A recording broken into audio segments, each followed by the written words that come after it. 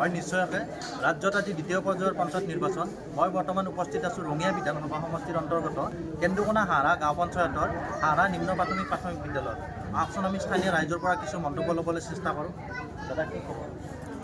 মানে এইবাৰৰ ভোটটো বহুত ভালেই হৈছে। আমাৰ ৰাইজৰ সম্পূৰ্ণ সঁহাৰি আছে। এতিয়ালৈকে আমাৰ গাঁৱত প্ৰায় 60% ভোটখিনি হৈ গৈছে। আমাৰ ইয়াত চেণ্টাৰত বৰ্তমান 30% দুটা সোঁফাল আৰু বাওঁফাল আছে, দুটাতে 30% ভোট আছে। ইয়াত কোনো বিশৃংখল হোৱা নাই। এতিয়া আমাৰ ৰাইজে ভোটদান কৰি আছে। এইখিনি ৰাইজ স্বতঃস্ফূৰ্তভাৱে ওলাই আহিছে। এইবাৰ আমি শাৰী পাতি থকা ৰাইজৰ ওচৰলৈ গৈছোঁ। কি ক'ব? লাইনটো বৰ দীঘলীয়া, 1 ঘণ্টামান হ'ল আমি লাইন পাতি থাকিব। কষ্ট হৈছে আৰু ৰাইজখিনি, উপায় নাই, ভোটটো দিবই লাগিব, দিমেই আৰু।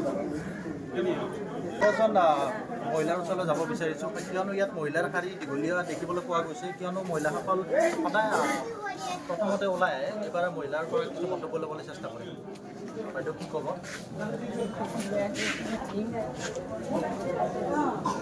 কিয়নো এইবাৰ ৰাইজ স্বতঃস্ফূৰ্তভাৱে ওলাই আহিছে। আপোনালোকে এখন কেনেকুৱা পঞ্চায়ত বিচাৰে?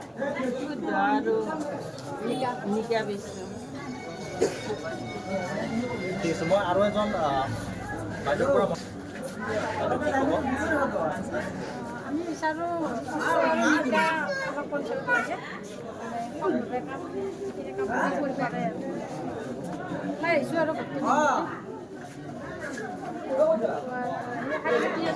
দীঘলীয়া শাৰী পাতি আহিছে, ৰাইজে স্বতঃস্ফূৰ্তভাৱে ওলাই আহিছে ভোট দিবলৈ। মোৰ সৈতে আৰু এজন স্থানীয় ব্যক্তি আছে ভোট দিবলৈ আহিছে। মই তেওঁৰ পৰা কিছু মন্তব্য ল'বলৈ চেষ্টা কৰিম।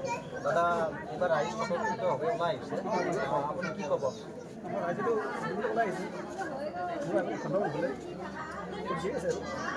এইবাৰ পঞ্চায়ত নিৰ্বাচনৰ প্ৰতি ৰাইজৰ ব্যাপক উৎসাহ দেখিবলৈ পোৱা গৈছে। এই ক্ষেত্ৰত আপোনাৰ মন্তব্য কেনেধৰণৰ?